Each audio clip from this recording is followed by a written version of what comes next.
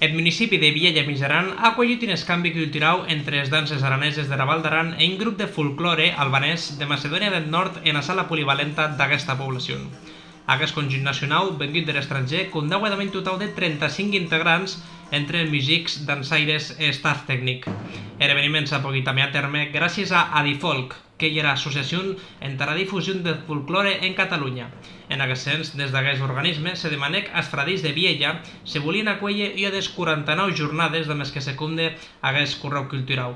L'objectiu principal ha estat el de conèixer noves cultures i noves formes de dansa, en aquest cas d'una categoria superior, per a que els propis fradís de Viella dansen sunque en dates puntuals. Els provenguts de Macedònia del Nord són un grup consolidat que dansa de forma professional per diversos emplaçaments d'Europa. Els grups de la Val d'Aran són grups més amateurs que són treball molt costós, més tot més voluntariat. Els grups que de Macedònia i un grup professional, per tant se dediquen a d'això. Des de la Val d'Aran en diverses cadences s'ha assistit a d'altres ciutats com a Copenhaga, Verona o Turín en mostrar les danses típiques del territori i ara ha estat el moment en conèixer i un estil completament diferent i presentat davant d'unes 300 persones. Aquest acte ha estat un dels primers que s'ha met a terme des de l'inici de la pandèmia en municipi.